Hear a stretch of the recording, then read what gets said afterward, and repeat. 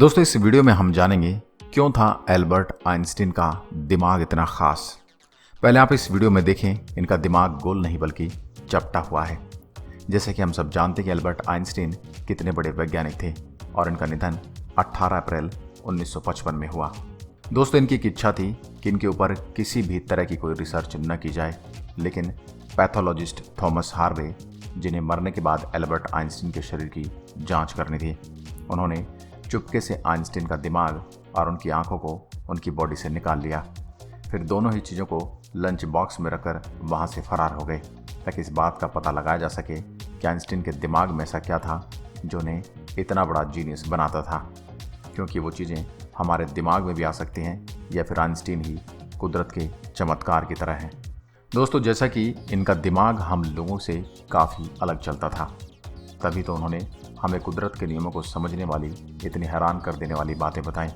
ऐसे में अगर हम इनके दिए गए फार्मूले की स्टडी करें तो उस पर अकेले कई सारी किताबें लिखी जा सकती हैं।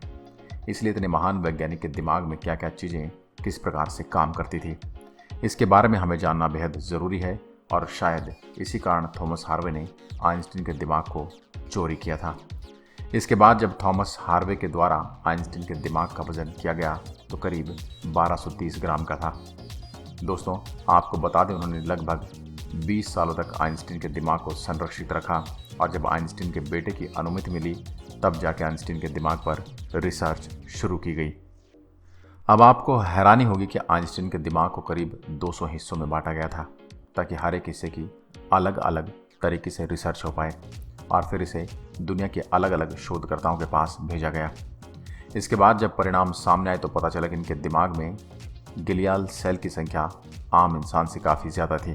दोस्तों ग्लियाल सेल्स वो सेल्स होती हैं जो न्यूरॉन को प्रोटेक्ट करती हैं।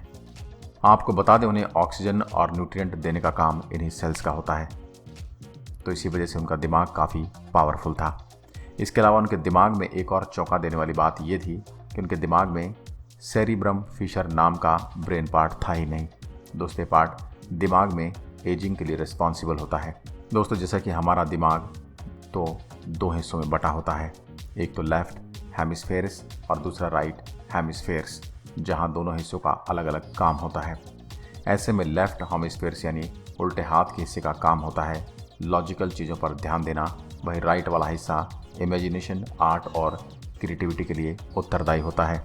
अब दोस्तों दिमाग के दोनों हिस्सों के बीच में जो ब्रिज जैसा स्ट्रक्चर होता है उसे कॉर्पस कॉलोसम कहते हैं।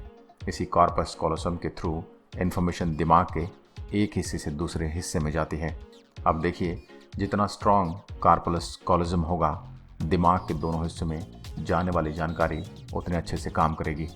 जाहिर सी बात है, जब दोनों दिमाग के बीच कनेक्शन अच्छा होगा तो इंसान भी काफ़ी ज़्यादा बुद्धिमान होगा, क्योंकि इसे लॉजिक के साथ क्रिएटिविटी का भी हुनर आता है। ठीक ऐसा ही जैसे आइंस्टीन को आता था, और इसलिए था क्योंकि इनके दिमाग के दोनों हिस्सों के बीच में जो कॉर्पस कॉलोसम था वो काफ़ी ज़्यादा स्ट्रॉन्ग था। वो दोनों हिस्सों में जानकारी साझा करता था। अब सवाल ये कि हम अपने कॉर्पस कॉलोसम को और ज़्यादा मोटा स्ट्रॉन्ग कैसे बना सकते हैं। दोस्तों इसका साफ शब्दों में उत्तर है मेडिटेशन।